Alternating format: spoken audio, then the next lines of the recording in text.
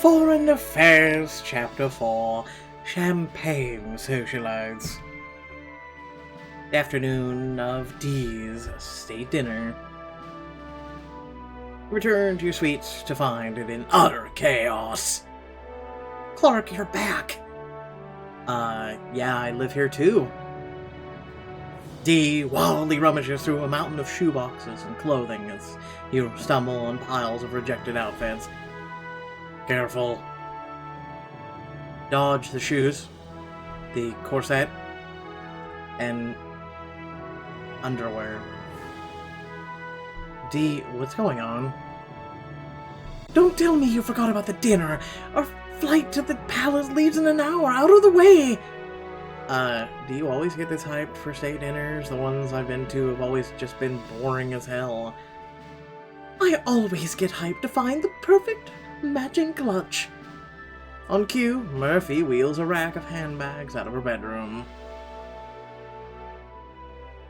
D, is something else going on? You're running around like a headless chicken. It's kind of freaking me out. Oh, this is me under control before a big event. She grins as she tosses you one of her clutches at you. I've been desperate for a break from all the craziness of school, aren't you? Definitely. The grind never ends at Vancross. It's not just that. Peter's been giving me a hard time lately about responsibility and other things. So I need a good distraction from everything. Like donning your crown jewels and turning our suite into a war zone? You know me so well. Speaking of, you know what would really get me excited? Me purchasing a diamond outfit? Oh no, don't say it. Dressing you up for the dinner party too! You look over at the sensible outfit you laid out on the couch this morning. I take it you don't approve of my look for tonight. You could do with a little more pizzazz. The dinner's the perfect opportunity to impress my parents and other important world leaders, and any hotties who happen to show up, of course. Tatum, a little help here. As long as your life isn't in danger, you're on your own, Clark. See, even Tatum thinks it's a good idea. Now come on! You try to hold your ground, but Dee's smile is contagious. Okay, fine, let's see what you've got. A few minutes later, you emerge from your closet, dressed in a lavish outfit. Now, how's that for glow-up? You take a closer look of yourself in the mirror. I would never wear this on my life. Brush elbows with royalty. Damn, I do look pretty good. I'm kinda mad that you're gonna be stealing the spotlight all night, but you're so hot, I'm already over it. Dee parades you back out in the living room. Boys, what do you think? That good, huh? Tatum clears his throat, his professional mask slipping back into place. You're sure to make Rutherland look good tonight. Thanks. Alright, enough drooling. We have a plane to catch. Dee throws open the door to find Dean Lundwitz standing on the other side, her hand raised to knock. Dean, I almost ran you over. No harm, no foul. What can we do for you, Dean? I almost feel like we're back in the magical story we were in. I see that you two are on your way out. I assume you filled out the appropriate paperwork. I sent to the office this morning, ma'am. Excellent. Then I won't keep you. I just want to drop these off in person. The Dean offers Dee, then you, a fancy flyer for an upcoming school event. A charity polo match? Yes, it's one of the institution's most heralded traditions. We expect to see both Pavidena and Rutherland represented next week. We'll be there, but if you'll excuse us. Yes, of course. Enjoy your evening. The Dean steps aside to let you, Dee, and your bodyguards pass. You can still feel her gaze on your back until you round the corner towards the private Vancross airstrip. Soon the four of you are on the board Dee's private jet, headed for the kingdom of Pavidena. Our ETA to the palace is about 2 hours, so settle in. I guess I have some time to prep for dinner. Then, Dee, what should I expect? As if I would be any fun if I told you that. You're the one who billed this as a chance to be diplomatic, darling. So, any pet peeves your parents have? Obscure cultural traditions I need to know? Nothing comes to mind, though it couldn't hurt to know that today is my birthday. It's your birthday? Why didn't you tell me? I would have gotten you something. Now I feel like a terrible sweet maid. Trust me, coming to this dinner is more of a gift than you know. So this is a state dinner? Is a stealth birthday party? The other way around, actually. My birthday is always my birthday as an excuse to invite important people to the palace. Schmoozing with Parliament takes priority over celebrating with me. I'm sorry, Dee. I don't know, I know how that feels. My mom has used more than a few personal moments for political capital. Although at least she's never used my birthday. I knew we were kindred spirits from the moment we met. Do your parents at least get you awesome presents to make up for it? They always buy me something expensive but generic as hell, like they don't know me at all. They didn't even realize they got me the same Savarta crystal drop earrings 2 birthdays in a row, and I'm pretty sure it's because Mom switched aides in between. Oh, that's rough. Oh yeah, very rough. Diamond earrings? Oh my god, so horrible. Don't get me wrong, I'm not trying to look a gift horse in the mouth, but all I need for the perfect birthday is my friends and a big slice of birthday cake, you know? That's why I'm glad you're coming with me tonight. Me too. I wouldn't miss it for the world. A couple hours later, you arrive at the palace, just as the state dinner is about to begin. Dee leads you to the entryway where her parents are greeting the last of the party guests. Mother, father, the guest of honor has arrived. Dee, darling, we thought you were already inside. You were going to start my birthday party without me. Of course not. But who's your friend? I'm Clark Kent, first son of Rutherland. It's a pleasure to meet you both. You bow respectfully with your fingers at your laced, as is custom in Pasadena. Behind you, Tatum and Murphy follow suit. Dee's parents smile, their eye sweeping approvingly over your extravagant outfit. You certainly dressed for the occasion, unlike some of our more uncouth guests. I expect no less from the first son of Rutherland. Tell your mother that we'd love to have her at our charity auction next weekend. I'll be sure to pass the message along. Thank you, your majesties. Why don't you indeed take your seats in the dinner room? Murphy, please show Tatum the back over with the other bodyguards. I prefer not to let Clark out of my sight, your majesty. There's no need to be so rigid. Our royal guards have unparalleled skill. Clark is quite safe. She gestures at the uniformed royal guard stationed around the courtyard. Yeah, I trust him. Looks like a werewolf. Oh, I really trust her. They would sooner cut off their own hands than let a drop of blood be shed on their watch. I don't trust them, they look evil. Tatum ducks his head to the door, in the door to look around the room, then turns back to you. You can read the question in his eye.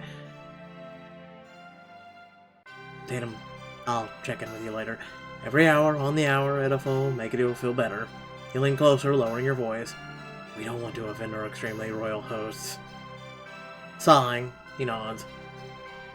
I suppose that we'll have to do, just be careful.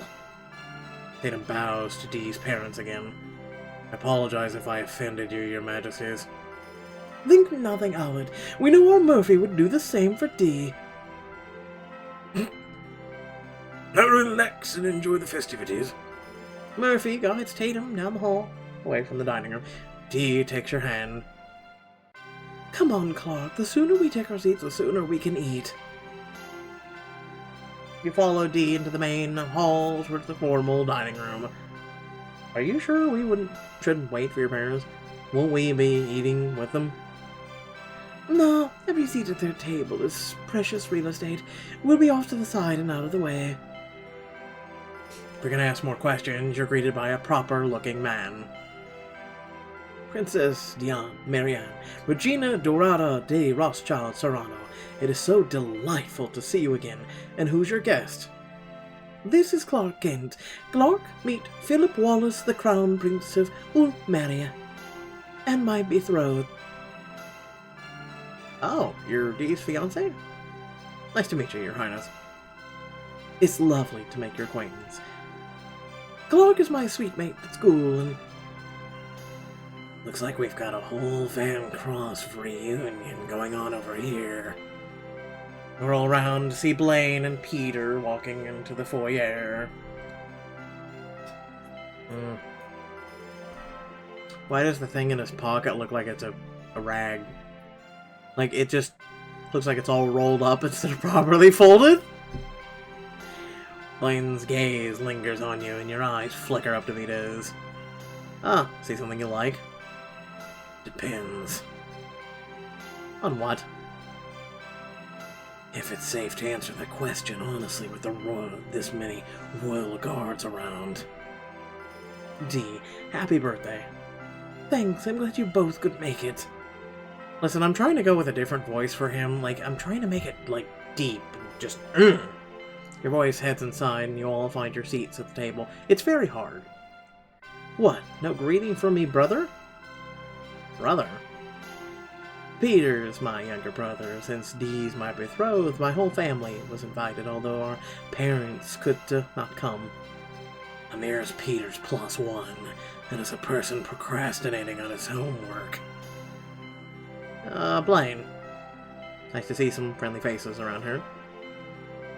Mood. Even though this dinner is supposedly for me, I barely recognize anyone. Like that guy, who's he? She nods her head towards a man at the parents' table.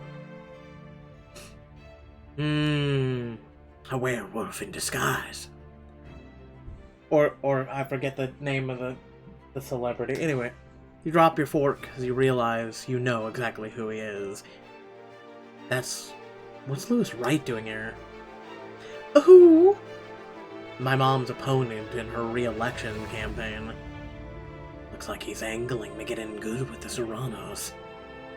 You watch as he guffaws and pours wine for the king and queen. Your Majesties, he seems familiar. Of course he does. He was at Mother's Tea last month. So he's talking of all the royals in the region. He's probably trying to convince our people that he's not totally inept at foreign policy. I'm not sure how talking to my parents is going to make a big difference back in Rutherland. Doesn't have to.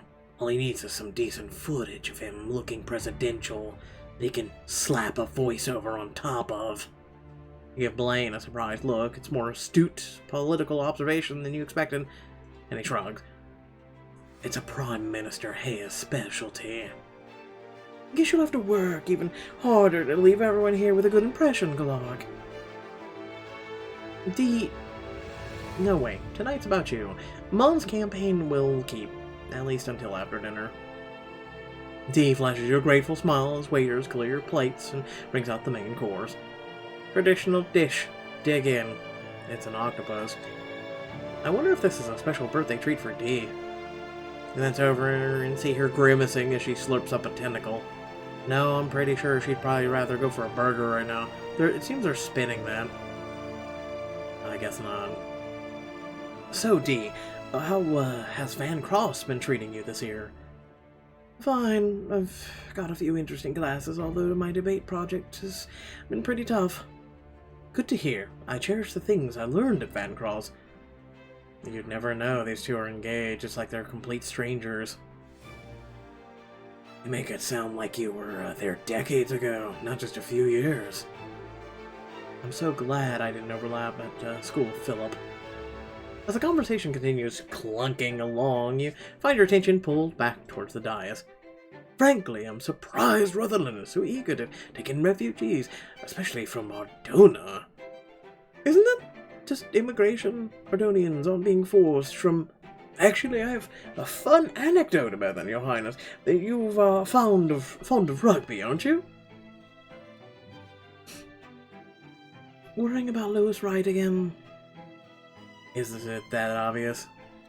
Oh yeah, I can read you like one of Peter's books. I just wish I could show everyone his true colors. For the love of God. Dude, was 2020 not enough with politics and all this other crap? Was it not enough? Pixelberry's like, hold my beer. Then let's do it. Before you can process what's going on, Dee has pulled you over to her parents' table. So what's everyone over here talking about? Princess Dee, it's a pleasure to finally make your acquaintance. For you maybe. You know Clark Kent, right? Hello. It's nice to formally meet you, Mr. Wright. Clark Kent, what a, surprise. I didn't expect to see a fellow Rutherlandian here tonight. Looks like you're not the only one able to do some international networking. It does feel like a corporate event, doesn't it? It's my birthday party, but somehow I see more strangers than friends. Dee, where are your manners? And how are you enjoying this evening, Clark? I noticed you seem to be rather friendly with the Prime Minister Hayes' son. Now, what optimism to try and forge some sort of diplomatic relationship with our donor. I only hope the voters are as progressive as you. I think you should give the voters more credit. We both know you're just fear-mongering to get people to vote for you. Oh my! I have no idea where you're getting the idea, but I assure you I'm nothing of the sort. While I'm not sure of your mother's views on the matter, I don't believe in dragging my opponent's family into policy conflicts. That's what you're doing right now. On the contrary, you're the only one who approached me tonight. Lewis has a point, Clark. If only more politicians were like him. I will throw a plate of octopus at you. I swear to God. A murmur rises from the growing crowd, echoing the Queen's sentiment. Maybe I should just go. Hurry away, but not before you overhear Lewis Wright get the last word. Sounds wise. May as well focus your diplomatic efforts on our donors, since they're so clearly lacking towards your fellow countrymen. Well, that didn't go as planned. I thought I handled that actually pretty well. That's an understatement. I better find Tatum and let him know what just happened. Oh, look, everyone! It's the illusion of choice! We handled everything with diplomacy, but hey, you know, drama. It sells diamonds, apparently. Dee points you in the right direction, and before long, you find the back room where Tatum was sent. You knock quietly and open the door, expecting a serious gathering. Better surprised to find all the bodyguards at ease, laughing, drinking beer, and playing poker. Dude, I bet you can't chug this can of beer faster than me. How many times do I have to prove you wrong before you give up? At least one more. Tatum? At the sound of your voice, everyone snaps to attention. Listen, you don't talk regardless, okay, Fisk? I know it's you in disguise. Clark, is everything alright? What are you doing back here? I wanted to let you know I just had a run-in with Lewis Wright. Are you okay? It's nothing. He was trying to get a rise out of me, but I figured you should know. You were right to tell me. I'll let the team know right away. Have you and the other guards been back here playing poker all night? Sounds like fun. Sorry for interrupting. I hope Tatum wins. Enjoy the rest of the night. Clark, wait. Why don't you hang out with us for a bit? Join us for a hand or two of poker. If you think you can keep up, that is. Play poker with the boys. I'm in. He slides into the seat next to Tatum. Wait, really? What, were you bluffing with the invite? Because if so, I'm calling. Yeah, you got no poker face, Tatum. No, I mean, I just didn't think you'd accept. Not when you could be out there enjoying the real party. Tatum, I'd much rather be here taking your money. You kick off your shoes and settle in. Now, what are we playing? Yadra's Hold'em. Murphy slides a sack of poker chips over to you as one of the bodyguards deals you in. 2 8s, not a great hand. Not terrible. Bah, you always deal the worst hands, Jacob. You say that every time, even when you win. Well, this time it's true. I'll fold. I'll bet 20. Murphy silently tosses his match into a pile of chips at the center of the table. Raised to 40. Everyone's focus shifts to you. You squint at Tatum. Praise Daddy. You must be feeling confident. Honestly, I have no idea what I'm doing. Just what you say if you were hustling us. You smile innocently. There's only one way to find out. The night's still young, but only if we stick around to the next hand. The others fold by one, and you scoop the pot towards you with a grin. A few rounds later, your luck begins to run out, and you find yourself down to the last stack of chips. Okay, I need a good hand. Aye! Double king. Pocket kings. I can work this. You slow play the initial rounds of betting until it's just you and Tatum. You glance at the other king and a queen on the table, knowing it gives you one of the best hands, as long as Tatum doesn't have a straight flush. You try to stare him down. I'm all in. Tatum pushes his remaining chips in the center of the table. You study him carefully for any sign of a tell. Yep, that's his tell, alright. He seems cool and collected. Then you see him lick the corner of his mouth so quick you almost missed it. That's it, he always used to do that when he was nervous as a kid. But is he nervous because this is an important hand, or because he's bluffing? Well, Clark, what's it gonna be? Call us bluff. I'm all in too. You slide your last chips in the center of the table. Ian, the dealer for the round, flips over the final card. Another king. Combined with my pair of queens, we've got a full house. You lucked into that one. But it won't be enough. You flip over your cards. 4 of a kind. Damn. Looks like Tatum's out. Nice play. How'd you do that? I've been looking for Tatum's tail all night. I've always been able to see right through him. Benefit of having been friends for so long. Should I deal this all in again? You glance at the monitors and see that the wait staff has cleared most of the plates in the dining hall. I should probably head out before someone misses me. I'll walk you back to the party, Clark. It's nice to meet you. Hey, Murphy. Nice to meet you too, buddy. Hey, it's good chatting with you.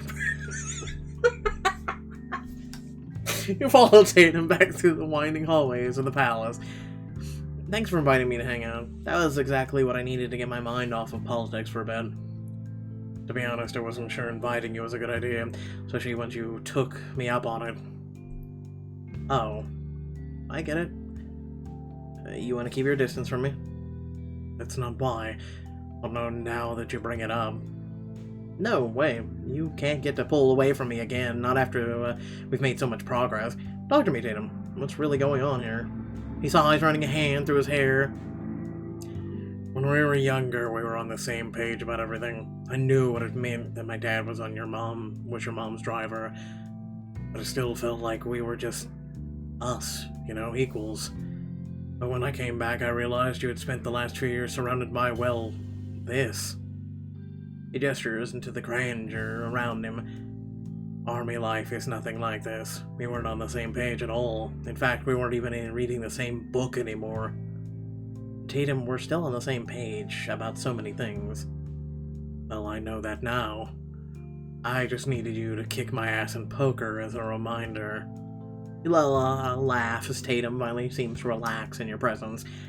I'm happy to kick your ass anytime. I should squeeze his arm. You reach over to give his arm a reassuring squeeze, and Tatum smiles. Don't get used to it. Too late. The din of the party grows louder as you approach the end of the hallway. I better get back to it. Don't have too much fun without me. Back at you. You smile over your shoulder at him one last time before walking away, feeling his gaze on your back the whole time. You slip back into your seat just as dessert is being served. Darling, we got you a very special treat for your birthday, flown all the way from Paris. The queen claps her hands and a waiter appears with an exquisitely crafted dessert. Birthday dessert. It doesn't even have candles. But we got it flown all the way from my god, and the candles would have ruined it. The waiters set the fancy pastry down in front of Dee, her lips curl in a polite smile. Isn't it amazing? Much better than some plebeian traditional cake. This isn't what she wants, though. Here, pose for the cameras with Prince Philip. Make sure to smile wide, Dee. Poor Dee. After dessert, everyone moves to a ballroom where a small orchestra strikes up a waltz. May I have this dance, Princess Dee? Sure, why not? Following their lead, more and more couples start dancing. You consider your options. That's it? Just 2 people out of this whole party? Fine. You tap Blaine on the shoulder, he turns to you, a wry grin on his face. Can't get enough of me, huh? Something like that. Now shut up and dance.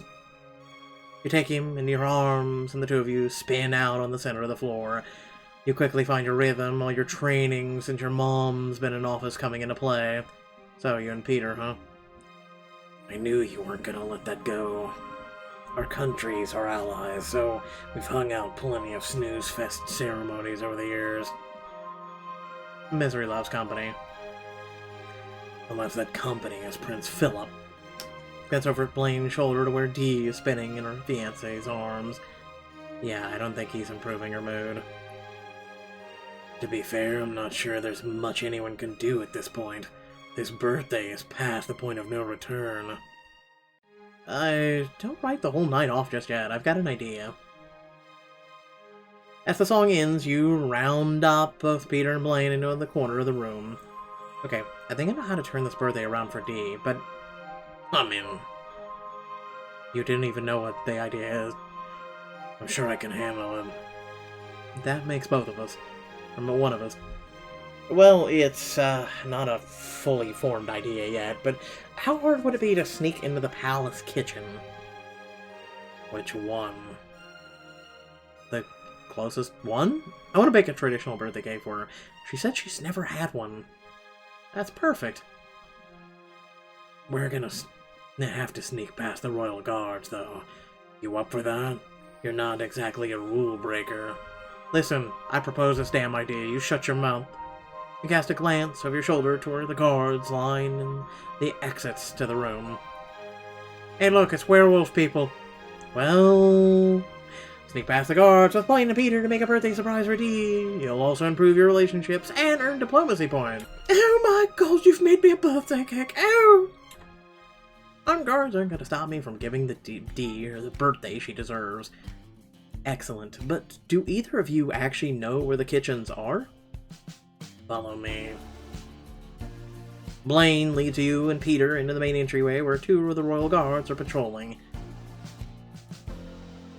Stay low and quiet. Listen, they can still smell our fear. You sneak behind Blaine from pillar to pillar until the guards have passed. That was close. I feel like I'm in a video game. We're not out of the woods yet. You round the corner into the kitchen. To your relief, all the cooking staff have already gone home, except for one last straggler by the door. Hey, what are you doing back here? Hey, look! Look, she's in another royal hair/engagement book. Look, what a surprise. We're, hiding from my ex. We had a horrible breakup, and seeing him tonight is just bringing up those bad memories all over again. I just had to get away. Oh, you poor thing. And we're here for, more moral support, obviously. Stay as long as you want. We're pretty much finished for the night, anyway. And remember, someday those emotional scars will heal.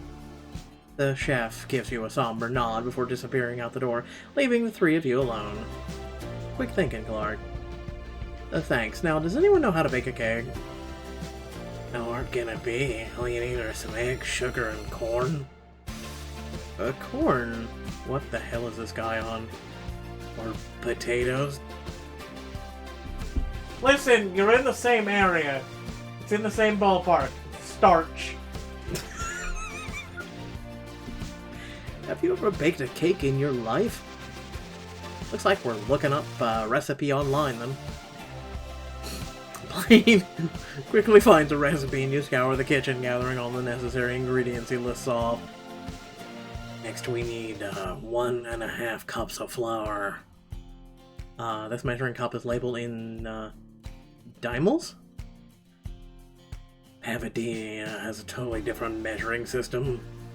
We'll just have to look up the conversion side, and, 1 cup is equal to, 0.71 dimals. No one said we'd have to do math. It's, 1.065 dimals. Damn. What about a half a cup of butter? That's easy. 0.355 dimals. With Peter's guidance, you managed to mix together a respectable cake batter. Blaine, stop licking the damn spoon. You haven't even poured it in the pan yet. You're just mad because you're missing out on all this deliciousness. Pop the cake in the oven and wait. Soon, Dee's cake is ready. We haven't even iced it yet. Well, it ain't pretty, but it's ours. What are you talking about? It's beautiful. I'll see if I can sneak the birthday girl away. Pete hurries out of the door, leaving you and Blaine alone for a moment. You glance at him and spot a bit of frosting at the corner of his mouth. Oh, this is how they're connecting. What? Why are you looking at me like that? You've got something on your face. Oh crap, really? Thanks. He quickly grabs a napkin and wipes it off. That would have been embarrassing. No more so than your regular life. Just then, Peter leads Dee back into the kitchen. Oh, I don't see why you need me to... Surprise! Happy birthday, Dee. What's going on? We're here to kidnap you and take you to a place that has flourishable, fatty goodness that will plump you up. Your parents will never recognize you and they'll think they lost their daughter forever. This is how we give her a happy life, right here. The 3 of you present your cake with a flourish. Made with love. You made this for me. It's not much, but we wanted you to have something special for your birthday. It was Clark's idea. Although we had some help, mostly from Peter and the internet. This is amazing. No one's ever done anything like this for me before. Well, Dee, you deserve it. Thank you, all of you. A girl couldn't ask for better friends. And I've officially reached my limit for touchy-feely mush. Make a wish, Dee. Dee closes her eyes and in one breath extinguishes all the candles. I can't wait anymore. I'm having a slice of cake. She beams as she takes a huge bite of the birthday cake. Oh wow, this is so good. Better than the, Malay Filial? The what? The fancy pastry. A bajillion times better. Dee leans her head on Peter's shoulder as she eats another bite of the cake. Aww, I think she has a thing. At the end of the night, Dee gathers you, Blaine, and Peter out in the courtyard. There's the fire, Dee. Yeah, we're all here now. Unless you wanted to see my brother, too. That's not necessary. There's only a few minutes left on my birthday, but before the clock strikes midnight, I want to make a toast. Here. She didn't even make the toast yet. Dee lifts her glass with a smile. All I wanted was a night surrounded by friends, and even though my parents did their best to not give me that, the 3 of you really pulled through. My best birthday ever. To us. Clink to Dee. Happy birthday. She grins and pours another round as the chimes of the Royal Clock Tower ring out. A few days after her birthday, you're startled from your studying by the sound of your phone ringing. Your stomach sinks as you see who's calling. Imagine every time your parents called and you were just like, oh, for the love of chaos. Hello? What do you think you're doing? I thought I sent you I thought I sent you to school to learn, not cause a scandal. Whoa, Mom. What are you even talking about? Don't play dumb with me. I thought we both agreed that you'd keep your distance, but you keep spending time with Blaine Hayes anyway. Busted. Oh no! No! Jesus Christ, this book is fucking stupid! Okay. Your mom knows there's more to your relationship with Blaine than meets the eye. What does this mean for your future? find out the next chapter of this horrific book. Okay, so can I just say the following? First of all, please remember that if you did enjoy this and it made you laugh at least once, to make sure to like and share it, and make sure to subscribe.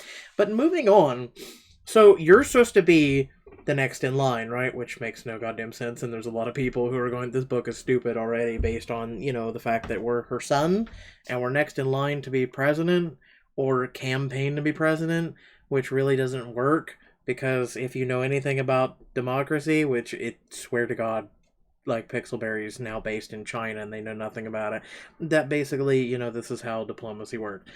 And democracy. No, that's... You're supposed to make peace, right? You're supposed to work on diplomacy, and for whatever reason, it's shocking to your mother that you're being diplomatic to your quote-unquote enemy. I don't understand this. If someone could please explain this to me, because Pixelberry is, again, just trying to cause drama where there really shouldn't be any. But again, it's Pixelberry. Then again, they can't seemingly get off of the whole royal, like, pain in our asses political shit, where I would take Bloodbound, Nightbound, Ride or Die 2, Hero 2, Most Wanted 2, like, for the love of Christ, I would be willing to take a new freshman at this point. But for whatever reason, they keep harping on the same shit. And literally the definition of insanity is repeating the same stupid bullshit over and over and over again, hoping that something will change. The only thing in this book that changed is the fact that I, as a man, can choose to be a man and be with another man, and which really isn't a new concept, because we had that in that Android book. I forget the name of it because, you know, I can't see right now, but it was that book, and everyone made such a big deal that you can do that in this book.